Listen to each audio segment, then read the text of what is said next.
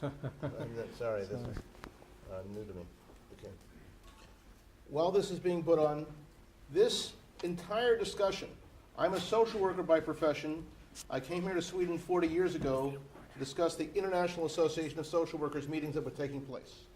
At that time, the Swedish government began a process which can continue. What's the process? To establish an educational program for peace. That's the basis on which Sweden allocates money to UNRWA. This is not an issue only of anti-Semitism, but actually of transparency. If money is being allocated to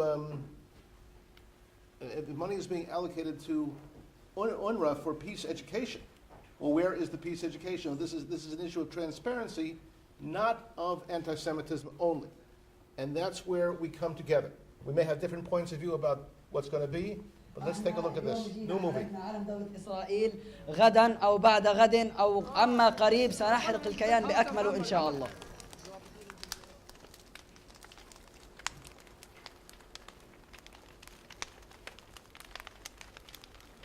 UNRWA, the United Nations Relief and Works Agency, was created after the 1948 Arab-Israeli War to assist 500,000 Arab refugees who left their villages during that war. Meant to be temporary, UNRWA still exists, serving 5 million people who live in a state of refugee perpetuity. Instead of helping stateless people get on with their lives, UNRWA indoctrinates them to believe that they have a right to return to villages. ويجب أن نحقق العودة في يوم من الأيام ونسعى إلى تحقيق العودة إلى قرانا وبلداننا. يعني حلمنا أن نعود ووعد رباني إنه نعود، هذا من ناحية العقيدة. برضه راح نظل نطالب لأنه برضه حقنا هذا وأرضنا، ما مش حلو نتخلى عنها.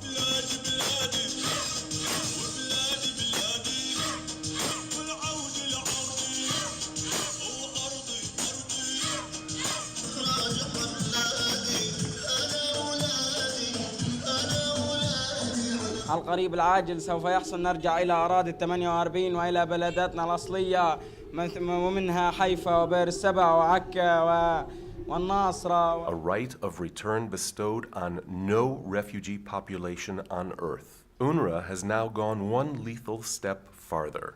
It has adopted school books that teach the right of return by force of arms. أرضنا انسلبت مننا لازم ترجع إلنا. لو بده يكلف ينزل 1,000,000 شهيد وكد ما ينزل شهداء، لأنه الشهداء هي اللي بترسم حدود الوطن. في النهاية الأرض راح ترجع لنا، إن كانوا أو إن كانوا لا، بالقوة بالقوة.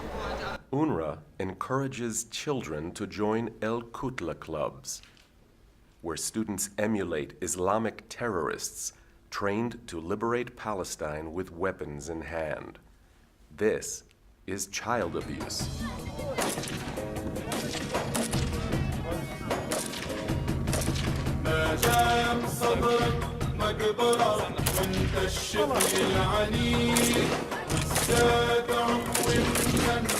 This year, UNRWA encouraged students to join marches for the right of return to villages lost in 1948. من أي مدرسة أنت؟ بيت حنون الابتدائية للاجئات، إن شاء الله حترجعوا لبلادكم. من أي بلد أنت؟ وأنت؟ كلكم من بيت حنون؟ الله الله الله، بيت حنون برضه فيها الأرض كتير في 48 محتلين اليهود. نشجع الطلاب على المشاركة إن شاء الله رب العالمين في فعاليات العودة. جميعا أن نشارك في هذه المسيرة. لماذا؟ لنرسل رسالة للعالم أجمع أن هذه هي ديارنا وهذه هي أرضنا وعلينا أن نحافظ عليها ونحررها. إحنا نضلنا في المسيرة هذه ونضلنا ندافع عن بلدنا قبل ما نرجع لها. The marches were launched this spring, culminating in May, on the day that Arabs call the Nakba. It marks the day of defeat for 6 armies that invaded the state of Israel on the day of its birth. هذه المسيرة تهدف في المدى الاستراتيجي إلى تحقيق العودة. احنا بنشارك فيها دائما، بنروح كل جمعة بنشارك فيها أكيد عشان نرجع لنا بلادنا، وهيك بنروح على بلادنا، نرجع لبلادنا. بشارك أنا كل جمعة بنروح على مسيرات العودة، ومسيرات العودة مقاومة الاحتلال حتى نرجع لأرضنا. المهم بس نرجع على بلدنا. هذول جو كل واحد يرجع، هذول جو من برا، جو مرتزقة، هذول اجوا يسكنوا عندنا، هذول ما لهمش ارض. وهذا بقول لك هذول لهم ارض الاجداد والاباء وارض المحشر والمنشر لهم. باذن الله سوف نرجع الى بلدنا. طبعا ما اخذ بالقوه لا يسترد الا بالقوه، بالجهاد بشتى انواعه، ونحن نريد تحريرها بكل الوسائل، اسلحه، عمليات طعن، عمليات داهس. اننا هنا من قبل ان يرد اضطرام بالاحمق ونتنياهو اجرب باننا نحن اصحاب الارض ونحن اصحاب العقيده، وباذن الله سندخلها قريبا. اننا سندخل الارض سلميا وجهاديا وسلاحيا وطعنا باذن الله. Children attending UNRWA schools have gone through years of indoctrination to keep the flame burning, to return to homes that await them from 1948.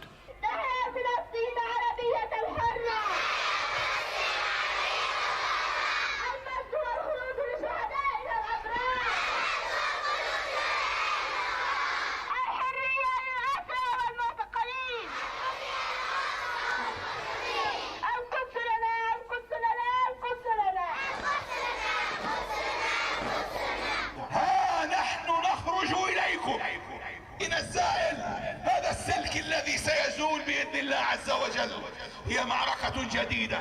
اللهم انصرنا على اليهود المجرمين في قلوبهم. في المدرسة بعلموك عن عودة وحق اللاجئين والمدن؟ أكيد بعلمونا إنه كيف إحنا نكون وفيين لوطننا. طبعا بناخذ أشياء كثيرة، إنه إحنا حقنا في العودة. الاحتلال الصهيوني أخذ بلدنا بالقوة، طبعا طلعنا بالقوة وهدم كثير بيوت وقتل كثير ناس. وفلسطين لإلنا طبعا، مش للاحتلال الصهيوني. بعلمونا كيف ناخذ، حتى بالتاريخ كمان كيف كان الرسول يدافع عن وطنه، وكيف نصير زيه ندافع عن وطننا عشان نروح عشان نرجع لها. طيب هل في المدرسة بتاخذوا مادة بتعلمك حق العودة واللاجئين؟ أكيد مواد بناخذ في العربي، بناخذ كيف ندافع عن الوطن، كيف بدنا نرجع لها، كيف هيك. علمونا إنه كيف نرجع لبلدنا وكيف نقاوم. يا ستي، أبويا شهيد، أخويا أسير، عمي جريح، لا عمل لنا، لا مستقبل لعلمنا، لا عودة لنا، شو صار لحالنا؟ والله حرام الأيام. وأنا مخبيانك مفاجأة. شو هذه المفاجأة يا ستي؟ خذي هذا المفتاح وحطي أمانة في ركبتك، لما أموت افتح الدار واسقي شجرة الزيتون. هذا المفتاح بدي أحفظ فيه، وإن شاء الله سأطرد الصهيوني من دارنا وأسقي شجرة الزيتون، ونعود لوطننا الحبيب فلسطين، ونعود لوطننا الحبيب فلسطين.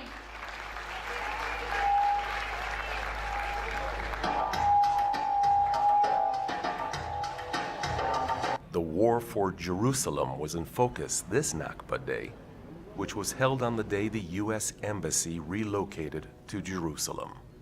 طيب ايش رايك في ترامب؟ والله هذا بده كسر انف. هذا القدس عاصمتنا من يوم الانبياء، عاصمة فلسطين القدس معروفة، وهم جايين يقولوا لنا القدس عاصمتهم، لا بنرضاش، لا اقبل، لازم ولا اشي ياخذوا هم، كلها النا ولا شبر بنتخلى احنا عنها. طيب ايش رايك في قرار ترامب لما حكى عن القدس عاصمة اسرائيل؟ اكيد لا، هذا عور الدجال، هذا عور الدجال. نرضاش ناخذها، نقدرش نستغنى عن شبر، ما نقدرش نستغنى عنها القدس. وإنه القدس هذه عاصمة إسرائيل معلومة كاذبة، وطبعا في أدلة كثيرة في القرآن الكريم إنه القدس عاصمة فلسطين طبعا، ولا في قدس شرقية ولا قدس غربية، قدس واحدة وهذه لإلنا وبس. إذا انتقلت السفارة نحرقها. القدس إسلامية، القدس عربية، وليست يهودية. Toward Nakba Day, UNRWA schools gave the day off so that students could rush the fences. The students used a new arsenal of weapons that ranged from Molotov cocktails to stones burning tires and even light weapons. This deadly arsenal was issued by terror organizations embedded in every UNRWA school. UNRWA education today amounts to child abuse, with its schools being the breeding ground to recruit child soldiers. Donor nations that give $1.2 billion to UNRWA must demand accountability to the principles of the United Nations. UNRWA must reject its school books of war, remove terrorists from its payroll, stop terror cells in schools, and reject the right of return by force of arms. Let the world help 5 million descendants of Arab refugees leave the refugee camps and get on with their lives.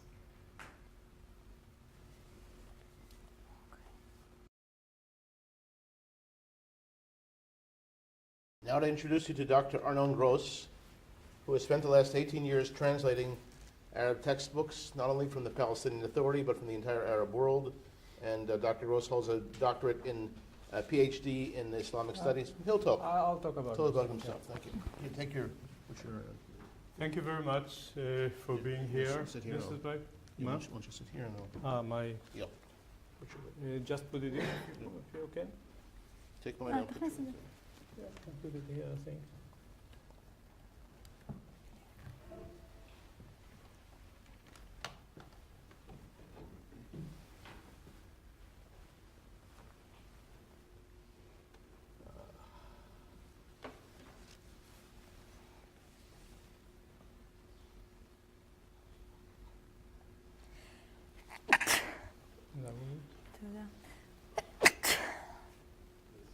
Thank you.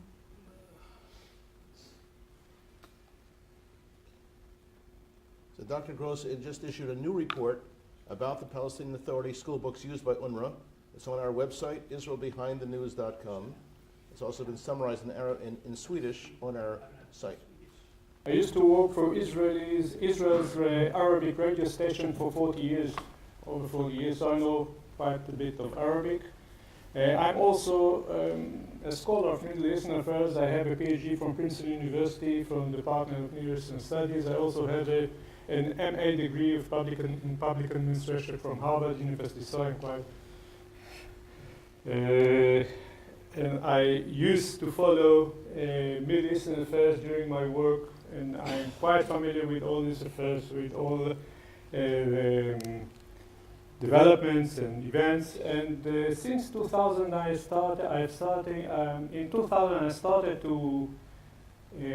I was curious to see what school books teach about the other and about the possibility of peace with that other. So I checked books of Syria, Egypt, Saudi Arabia, Iran, Tunisia, and the Palestinian Authority. And I also have some, although I didn't publish official research about Israeli school books, I'm quite familiar with that. And I have my several books over here. My granddaughter's book from grade 2 and others, so I can make to compare actually in comparison between Israeli school books, the attitude to the other, the rival other, and to the self, and the possibilities of making peace with that other on both sides. Okay, now I found out, and I'm talking now about the newest books published by the Palestinian Authority. They were published, all of them, in 2017, last year. And they are taught in all schools in the West Bank, in Gaza, and also in the schools of East Jerusalem that follow the Palestinian curriculum. Okay? And UNRWA teaches these books in its schools. It has 270 schools in Gaza with over 250,000 students, and 96 schools in the West Bank with about 50,000 students, and also schools in Jordan, Syria, and Lebanon. in 2017, they had 500,000 students all over, Palestinian students all over the Middle East. I made a certain calculation since 1950, the beginning of its operation in the Middle East. They have indoctrinated over 2 million students. So let's start what the books which are issued by the Palestinian Authority and taught by UNRWA teach about Jews and Israel. There are 3 fundamentals. First of all, the legitimization.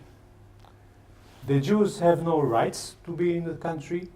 They are occupiers. They have greedy ambitions, atma in Arabic.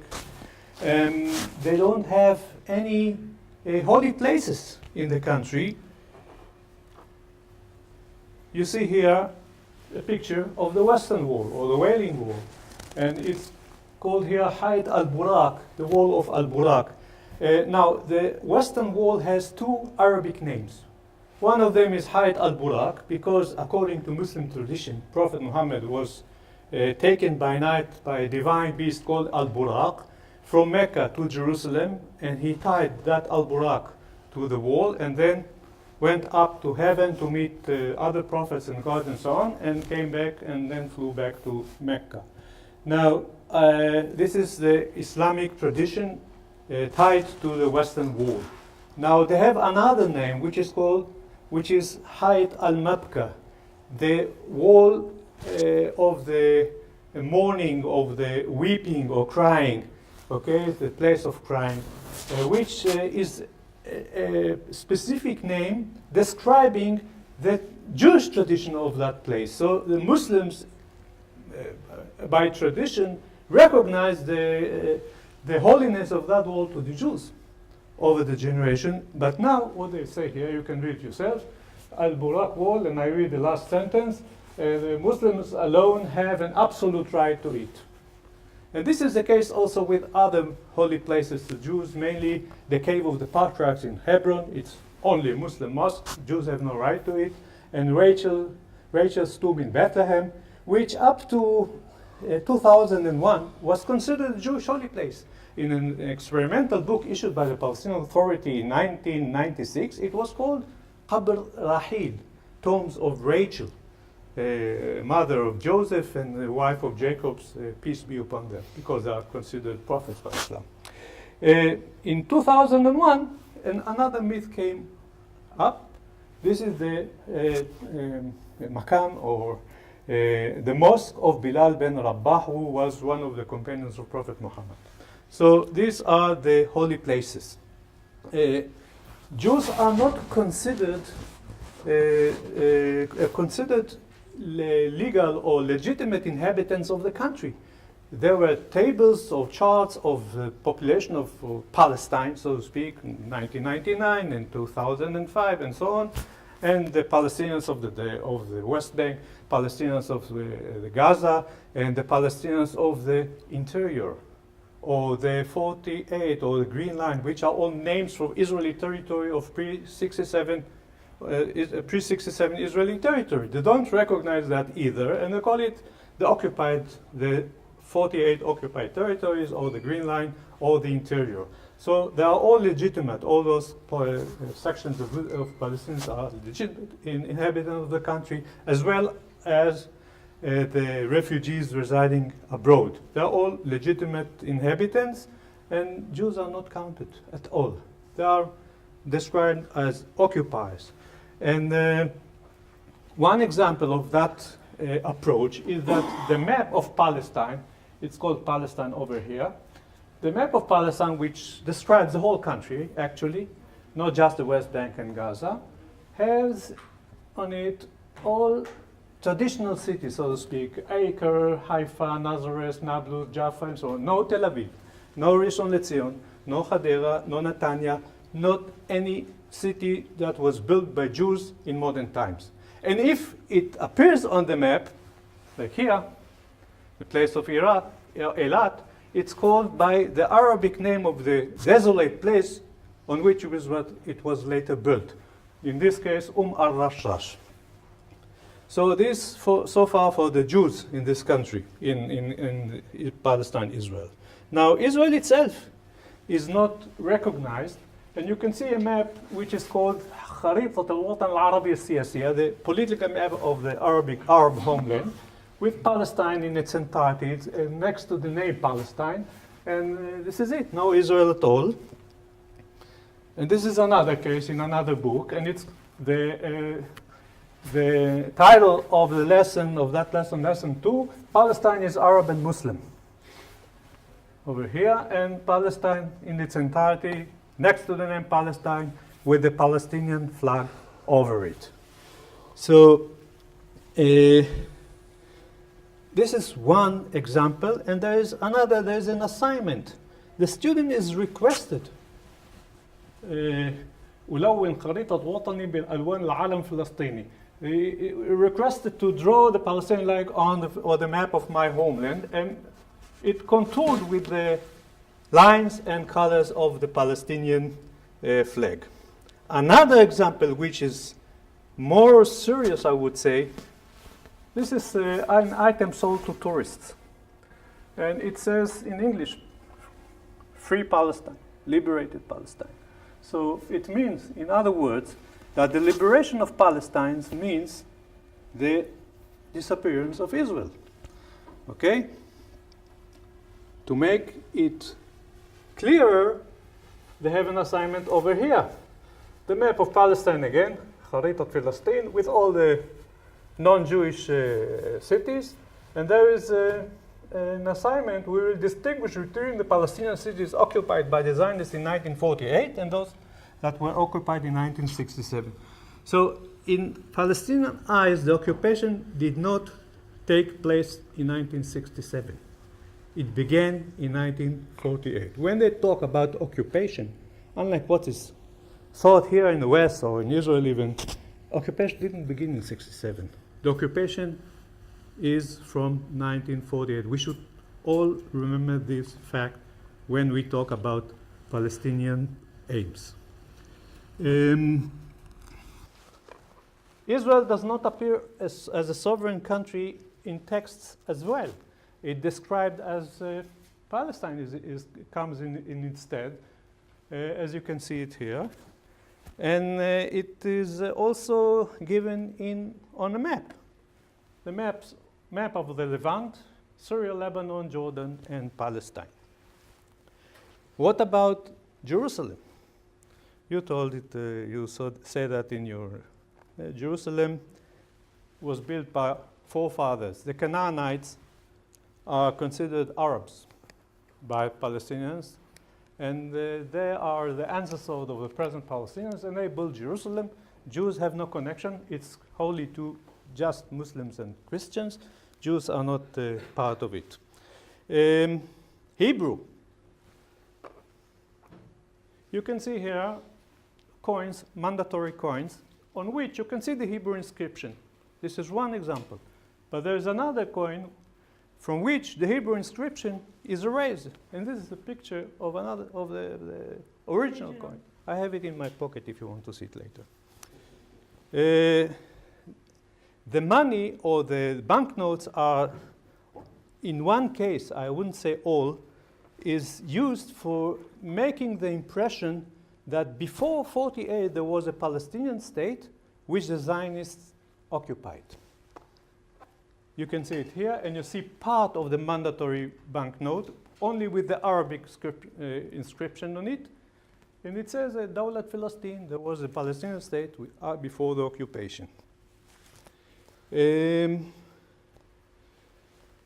So far for the legitimization. No Israel, no Jews, they are not legitimate. Even the 6 million Jews are not legitimate inhabitants of the country. Let's move over to the second fundamental, which is demonization.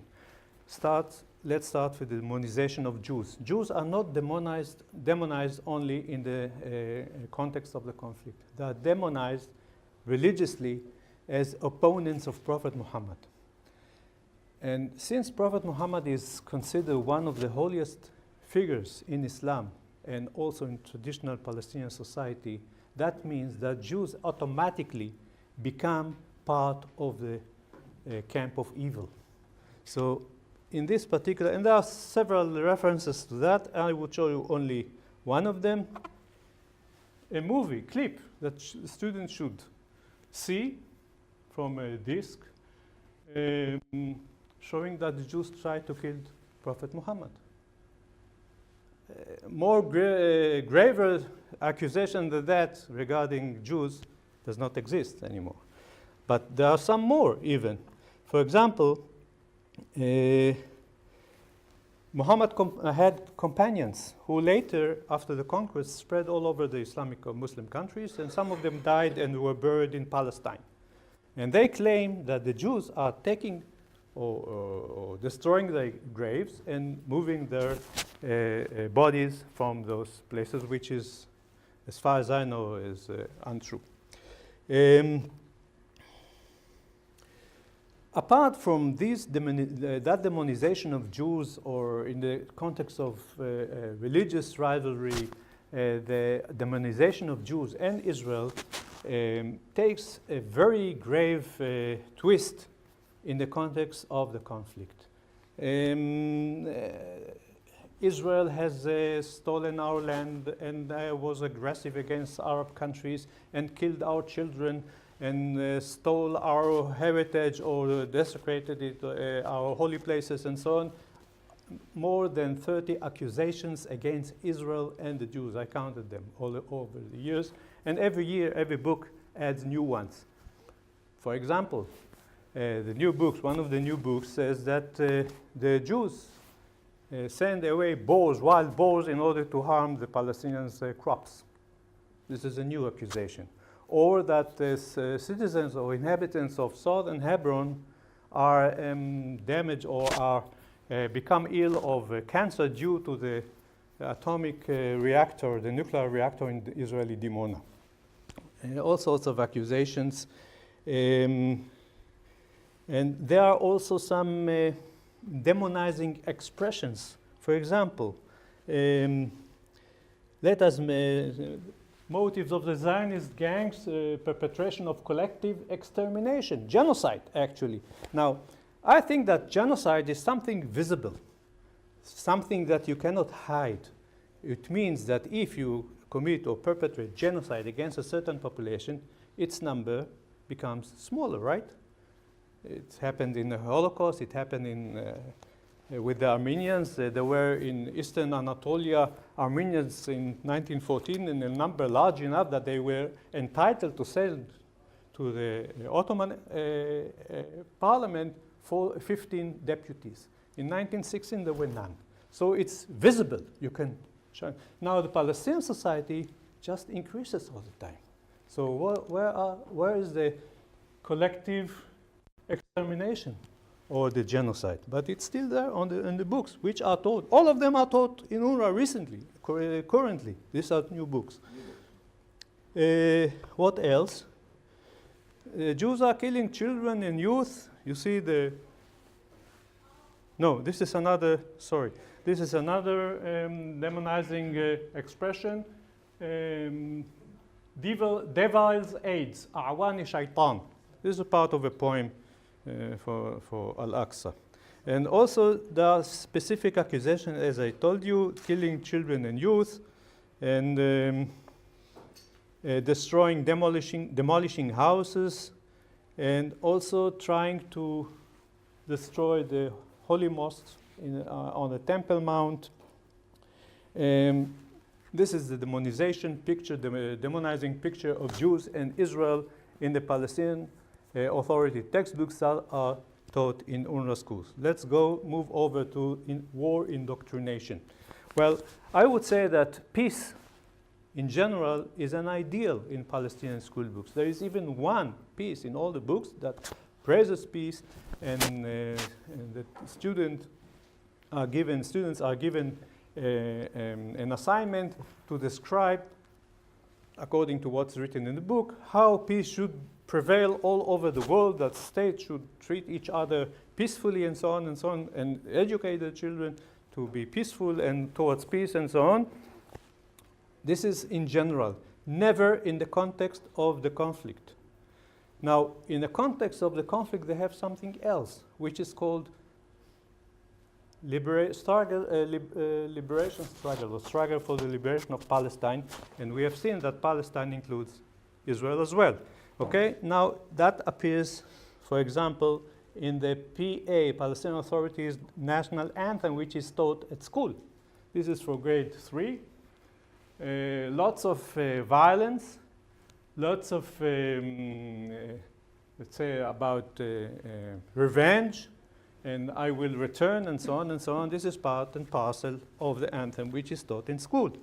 And if it's not enough, we have the anthem of the youth movement of Al-Fatah organization, which is the main organization of the Palestinian Authority in the West Bank. Okay? And it's not just the liberation of the West Bank or Gaza. Haifa and Jaffa. Haifa and Jaffa are also mentioned here in this context. And we should remember that the organization itself was established in 1965, before 1967. Now, after getting, the violent struggle for liberation is described to first grade students in this way.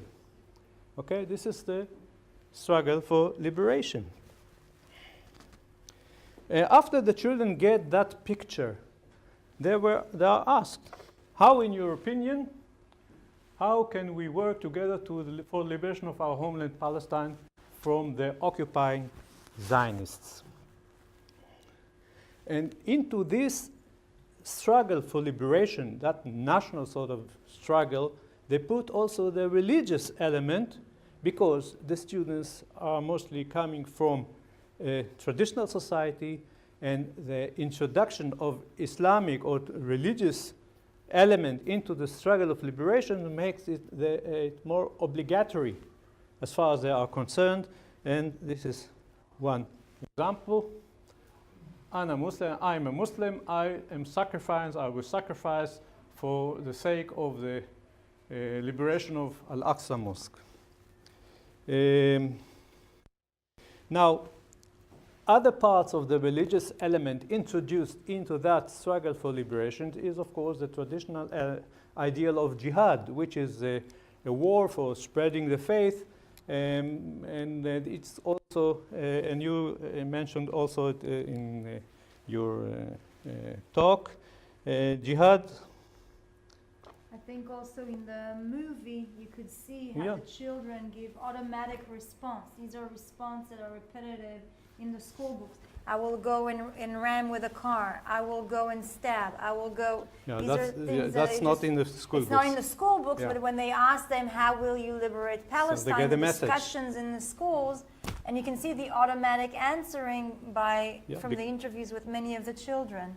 Okay, so jihad. And also martyrdom, you said that already. The martyrs enjoy a superb status in Palestinian souls. Now, I would like to comment a little bit about the new developments, the new lines, the new indoctrination, I would say the radicalization regarding Israel and Jews in the books, new books of 2017. One of them is that their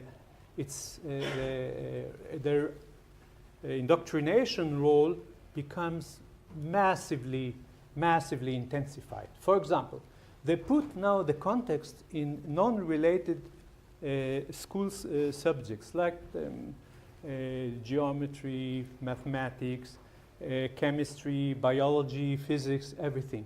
Physics, for example, they talk about sound waves, and they say the Jews or the Israeli or the occupation authority, I'll talk about it also, the occupation authority does not let the call for to be heard, the call for prayer at the Al-Aqsa Mosque to be heard.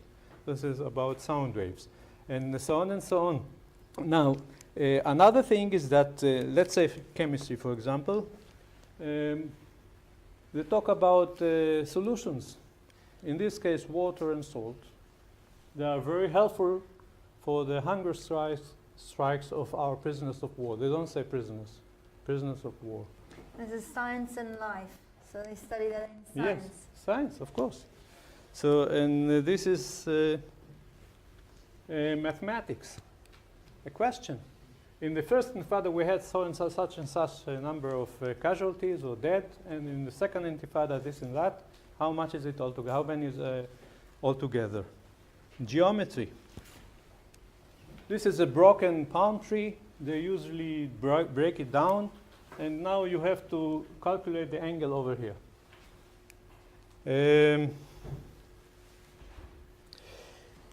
Another important part of the radicalization is that the name Israel is erased.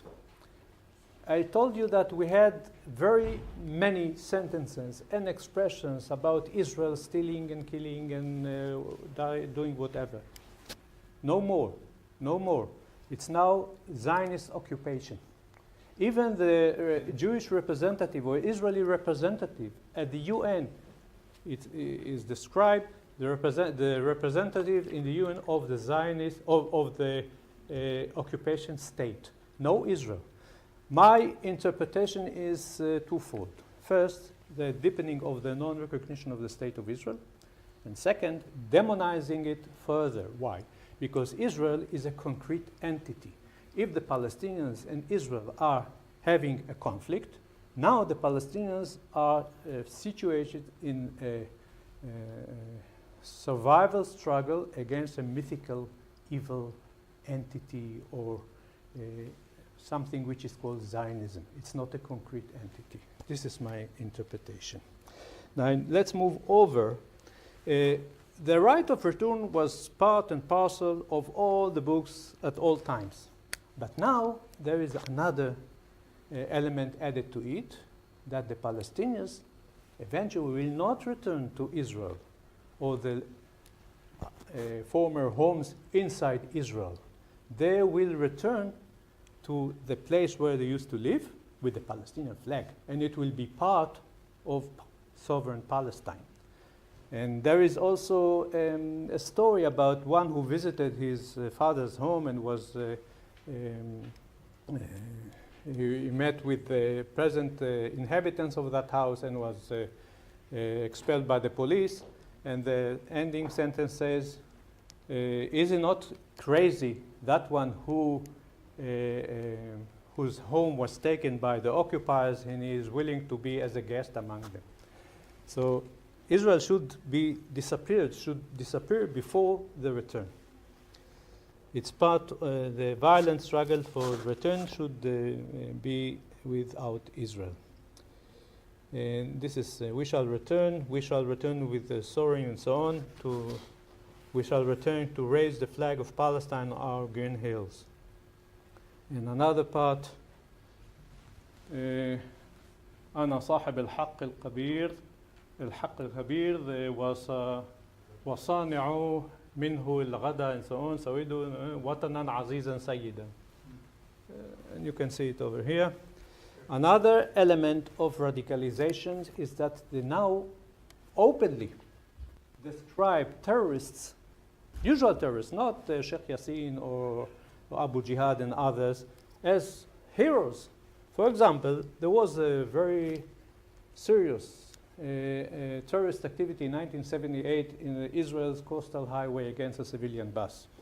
Now they are describing that one, the lady that led that attack and was killed in the attack, and this is what they say about her. Dalal al-Mughrabi, our Palestinian history is full of many names of martyrs who presented their souls as sacrifice.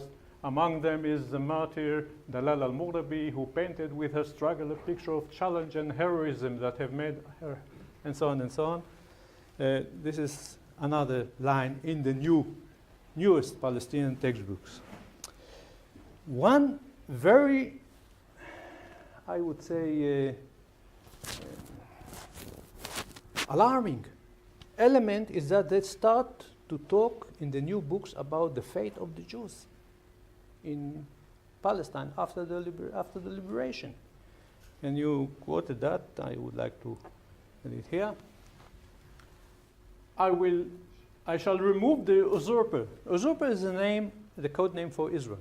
I will usurper the usurper. I will remove from my country and shall exterminate the foreigners, scattered remnants. Remnants, fulul in Arabic, are the scattered remnants of a defeated army. He will slaughter them all, 6 million Jews living in the country. Okay, they are illegitimate and should be gone, one way or another. This is third grade. Huh? At third grade. Third, yes. This is what they learn in the third grade. Third grade, yes. As a language. Another manifestation of this new approach to what to be done with the Jews is that there is a story about a curfew in Ramallah, Al-Bira, and the narrator says that the neighbor said, I'll show you it. The neighbor, the curfew does not include us in Al-Sharafa neighborhood. It's imposed on Al-Tarish neighborhood. It seems that there is a barbecue party there with Molotov cocktails on one of the buses of the Psagot colony. Psagot is a settlement near Ramallah. And this is Haflat Shiwa, barbecue party. This is a new element in the books. I would like to go to Gaza because UNRWA's central activity is in Gaza. And because Gaza is controlled not by the PA, but rather by Hamas, which is a rival organization. And Hamas issued several books which do not exist in the West Bank. And in these books, which are taught by UNRWA schools, in spite of its, they deny that, denial. In these books, the legitimization and the emphasis on war to liberate the whole of Palestine is more emphasized. I'll show you a few examples. Palestine cannot be compromised over. The whole of the country belongs to us, and this is it. This is one 2013. Yeah, the books were issued in 2013. They were taught in 2013, 14, and 15. I'm not sure about these years because these are very special books because there is a subject called national education. And the Palestinian Authority used to issue books of national education until grade 7. Hamas seized the opportunity and issued books for grades 8, 9, and 10. Okay, which are taught in UNRWA. So this is one of them. Another example is that the only way is not peace or peaceful negotiations, but rather war. By resistance,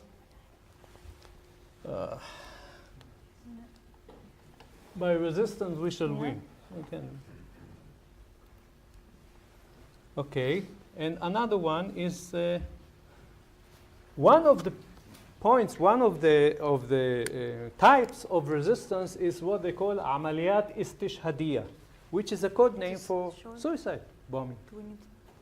Amaliyat istishhadiyya, operations that those who want to become shaheed make or do or perpetrate. So this is part of it. They're fully open. Another thing,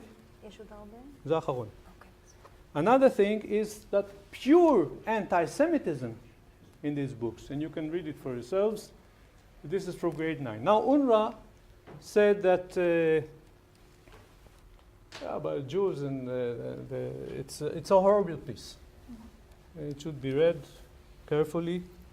Now, UNRWA said that they were not teaching because they were not obliged to teach books which were not issued by the PA itself, but they did. Why?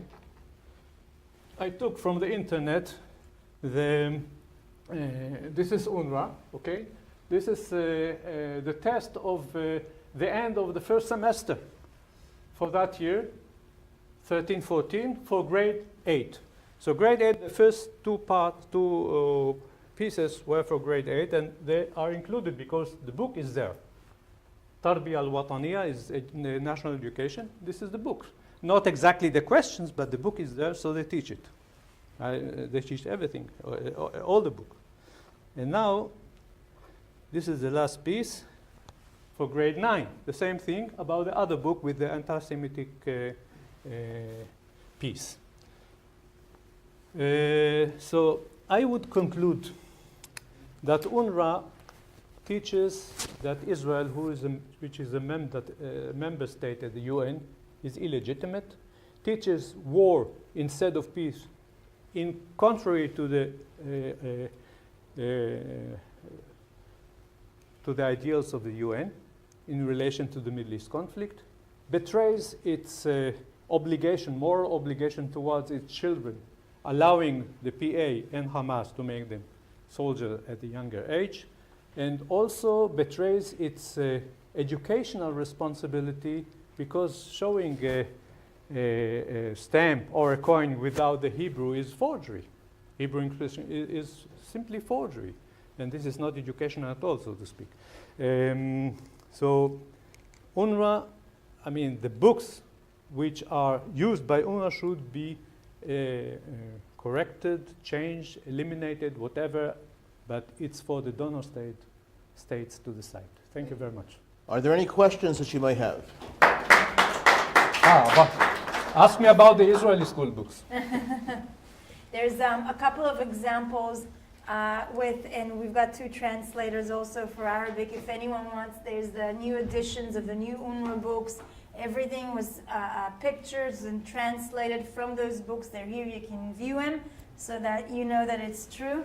And Aron also brought some Israeli school books. It talks about the history of Israel and the Israeli-Palestinian conflict. Yeah. So just as in a comparison as well. Questions, so please. If there's any questions at all, we would love to. Just tell us who you are, and if you haven't given us your details, please do so. Thank you. I'll have a question. It's kind of just very much. Tell us about yourself. Yeah, my name is Hanif Bali, and I'm a member of the Moderate Party, and also the chairman of the Swedish-Israeli Parliamentary Friendship. So, first of all, thank you for your presentation. It was extensive, and I'm very, very thankful for this in-depth view of the UNRWA's indoctrination. So my first question is, do you see kind of a shift, which is a trend we've been seeing by the Palestinian organization and by its people, that it's going from a kind of a ethnic conflict or a land conflict in some sense towards a religious conflict, which is, if you can see kind of a trend within the textbooks, because you can settle the argument about land. It's hard to settle the argument about religion, and if it's maybe something you see in the textbooks, that by the years it's more becoming a religious conflict than a conflict of land. And the other question? Well, I see no shift. They were both intertwined since the beginning, since the 30s, the 20s, whatever, of the last century. It was combined. I mean, Al-Aqsa and the Islamic cause against the non-Islamic intruders, it was always there. It's always been intertwined together, and so obviously through the school books as well. I don't think it's being more so like that, but it has always been. There's always been a part of it. It's been a regional conflict or a territorial conflict, but the majority of this conflict is a religious conflict. And so in the school books, you can see that as well. You can see how they try to eliminate completely the Jewish history, how to demonize Jews as well. So we have a lot of Israelis who are Christians and Muslims and Druze. Those Israelis are not mentioned there, but only the Zionist entity, the Jews, they're the one who are emphasized there. And the religious aspect of that is always good for them because they can recruit better. They're more committed to it. They feel like they've got a personal obligation or religious obligation to this conflict as well. Many of the suicide attacks and the terrorist attacks, almost all of them were not done by Christian Palestinians. Right? I don't think I know of a suicide bomber who was a Christian or she was a Christian. They were all Muslims. And we had a period of time where almost every day we had a suicide attack in Israel. And so you understand that it is definitely, and you have Palestinians who are Christians and are Muslims. But you can see that all the time. Definitely the idea of martyrs, this is a Muslim idea of finishing in heaven because you're fighting the fight of Muhammad. Of God. Of God. The idea that we have killed Muhammad as well. This is going No, we back. We tried to kill him, which is indoctrinated in some of their books as well. This was the same idea, and also how to spread the hatred back in those days between Christians and Jews, trying to bring out this idea, oh, it's the Jews that killed Jesus and things like that. It's bringing back a lot of these kinds of emotion, and they're trying to describe it in that way. I would like to add some other element, new element. They drop all former references to Jewish existence in the country in antiquity. In former books, in 2006, 2005, 2004, there were mentioning of King David and the Jewish kingdom and the children of Israel and so on. It's gone.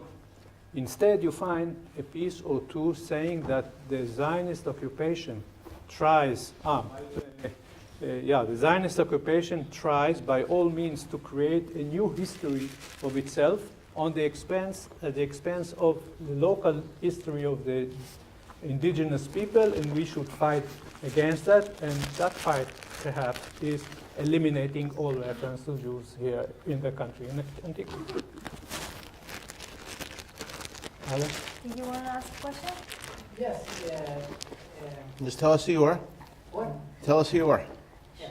My name is Mike Gillespie. I'm a member of the parliament here, and I will have a debate tomorrow. Good.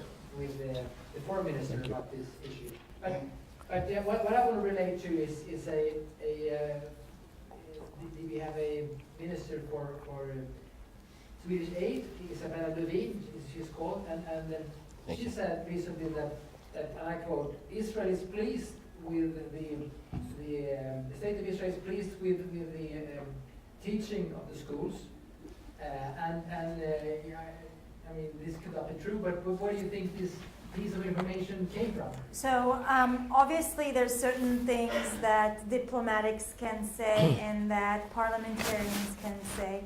I can tell you that in the caucus, we've got the lobby to reform UNRWA in the Knesset, and we have members of parliament from the right and from the left, and it's unanimously that it has to be reformed. As I showed you, there's different opinions about how we need to reform it. Maybe to put it under the UNHCR, which will bring it really the mandate and will probably reduce the radicalization that we see that they're actually creating. Something we just need to pass it on to the Palestinian Authority, and something we just need to apply certain principles in order to reform it. I'll tell you what, a lot of our army and a lot of the foreign ministry as well, the clerks who works there, are coming and are very scared to do many moves about it for certain reasons. I guess that when you go to a ministry facility, many of them scared of new ideas because they don't know how it will end. And so try and imagine people saying to you and telling you, oh, if you're going to eliminate now UNRWA, it means that 70% of the Gaza population that Hamas is controlling will not have access to education, will not have access to health care, will not have access to housing. And so they are actually, in fact, on the ground are acting as the Palestinian government in giving them all of these facilities. And so it has to be a process in going and reducing the benefit, making sure that the Palestinian leadership wants to promote these things, want to build education, want to build a healthcare system, want to build housing for their people, while they don't rely on the international community. It is as if you'll go now and say, we have to reform the welfare system here in Sweden. Anyone that doesn't go to work because the country gives them a house and a salary, and education and everything, we need to minimize it in order to convince them to go out to the working force. Okay? So the clerks in the office will say, hold on. If you're reducing that, there'll be poor, there'll be crime, there'll be things like that. And so it has to be a process. It has to be planned. And those concerns that she's bringing are the concerns from the military and from the foreign ministry in saying, what's going to happen next? If they're canceling it now, how, they're going to be poorer. There's not going to be an education system. And so we don't need to eradicate it. We don't need to eliminate UNRWA. There's a few different viable and good options on the table.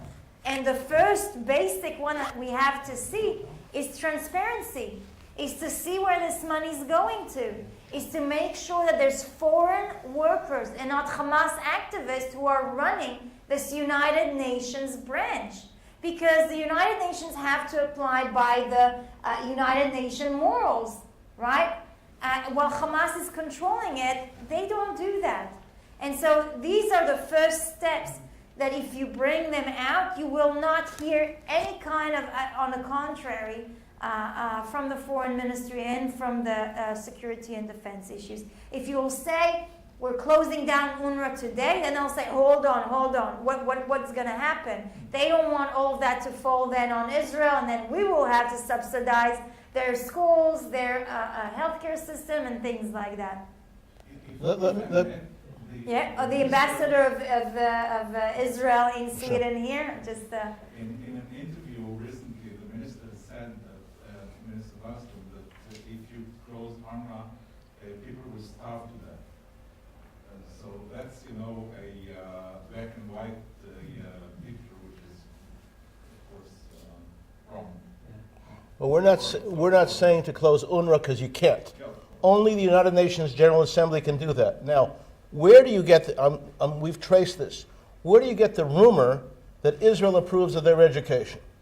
Well, the UNRWA uses money that it doesn't have to spend $500,000 on a public relations firm in New York.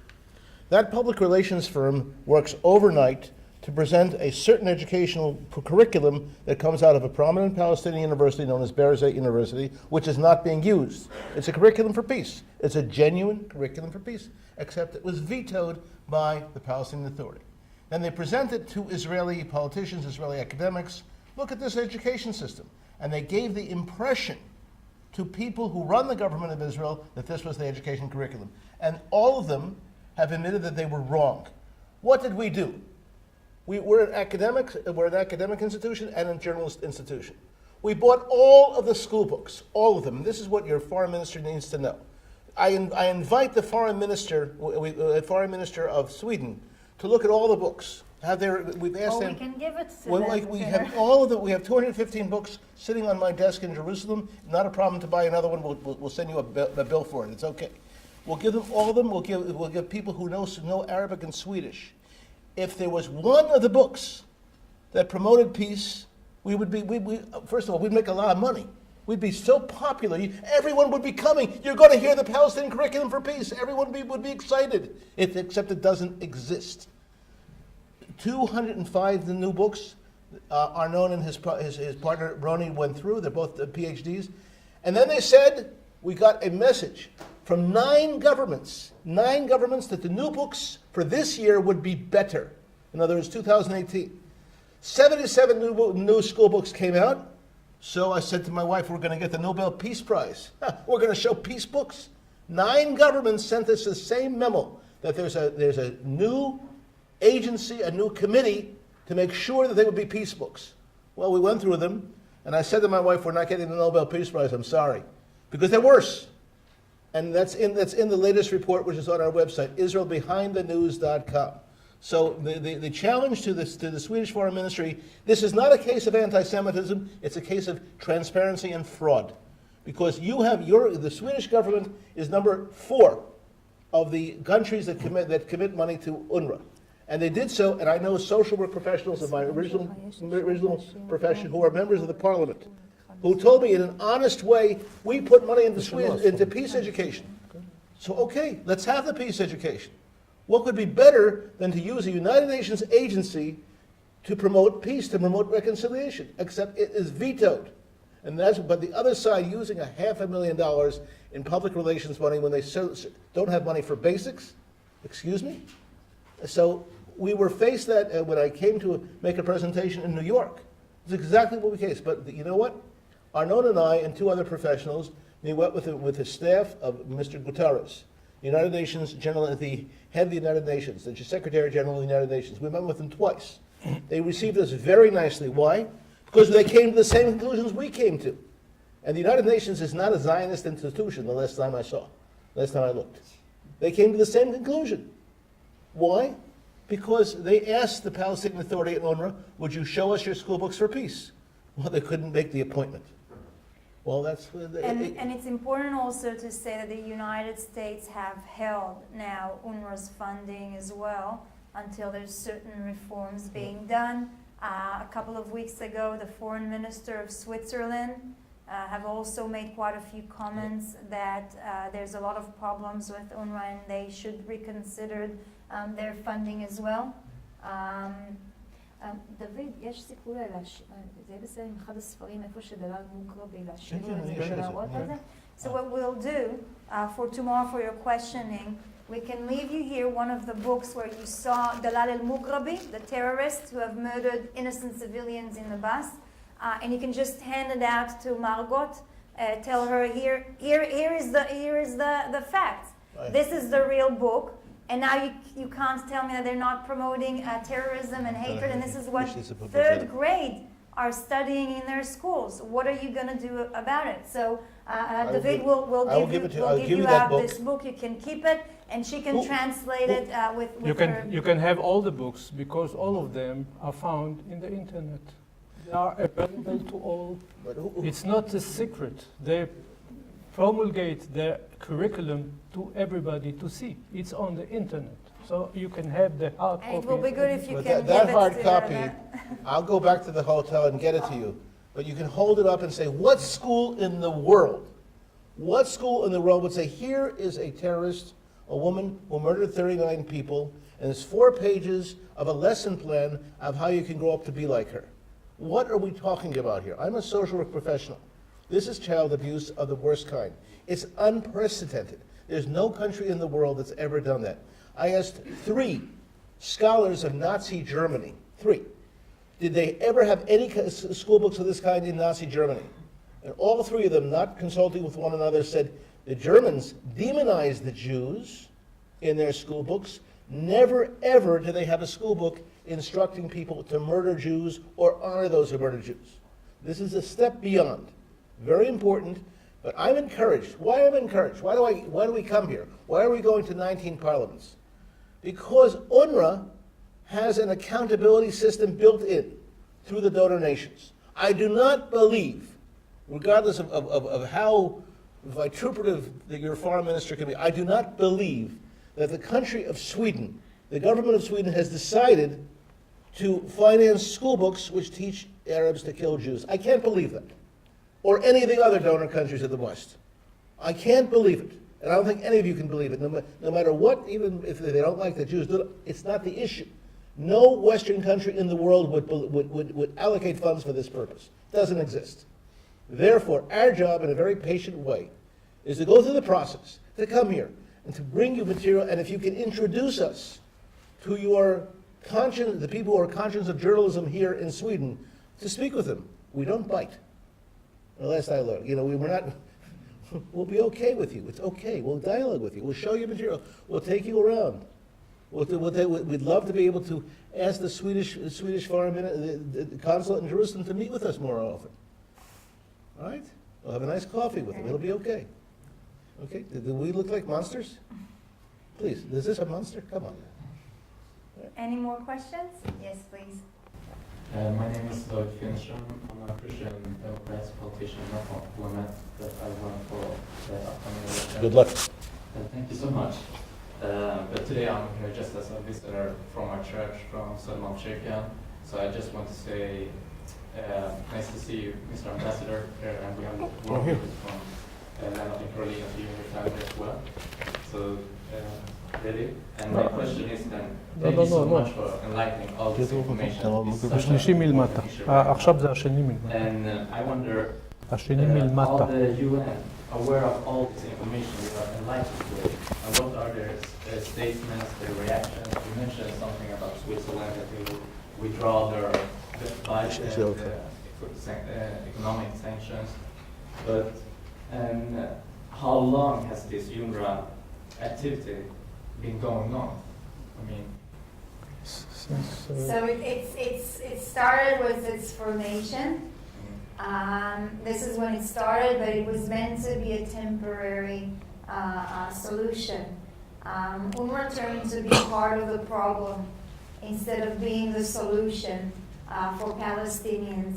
And that's why we are starting to bring out a lot of these facts to Parliament, because the United Nations, time after time, have ignored a lot of our claims and a lot of our demand, for example, for transparency.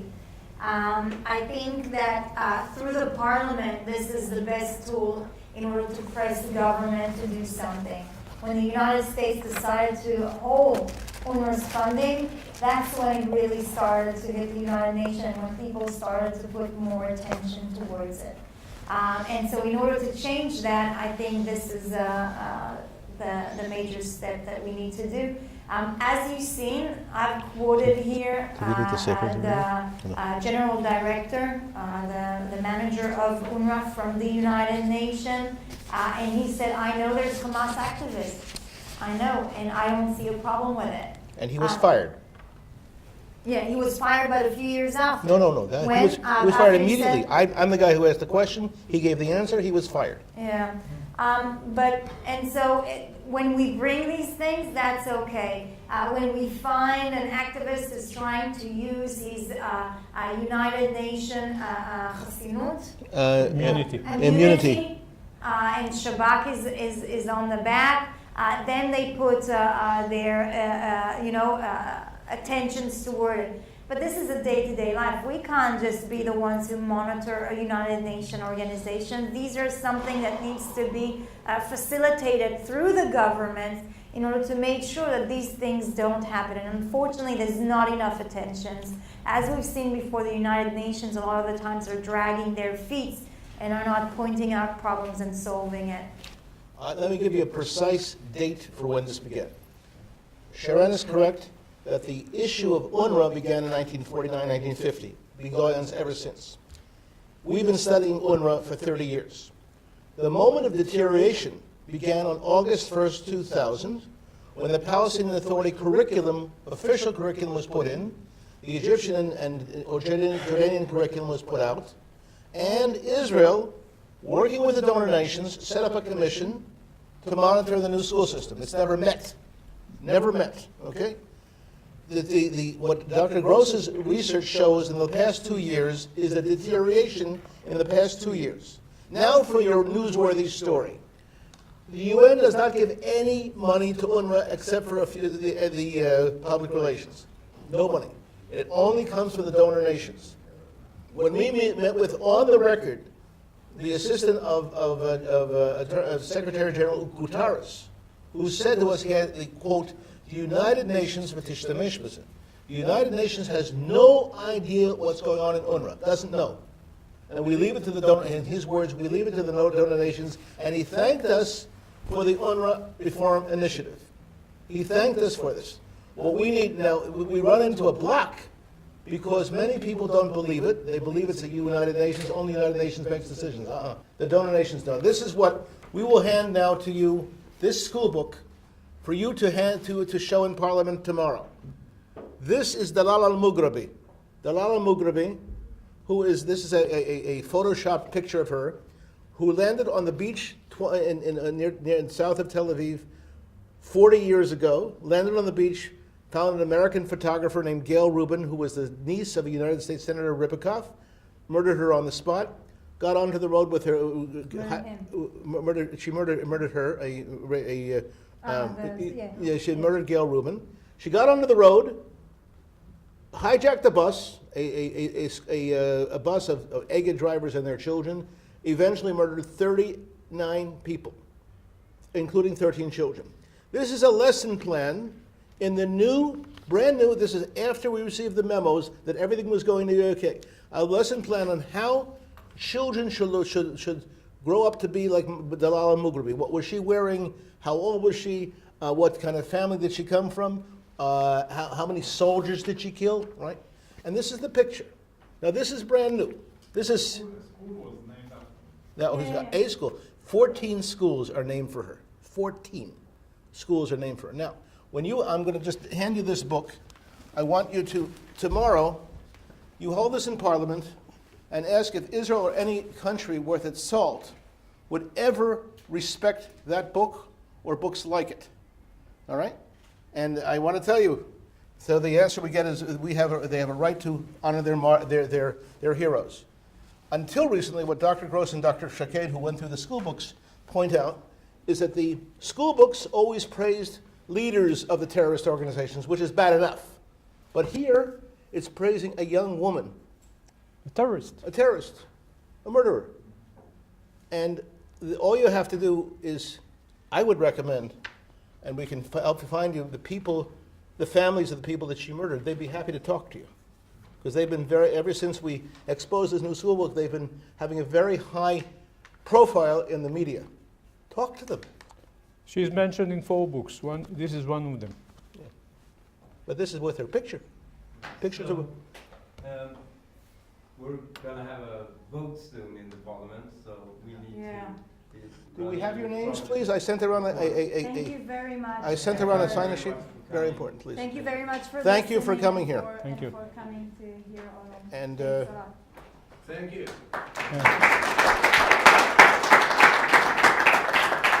And those who are interested in Israeli books, they are still here.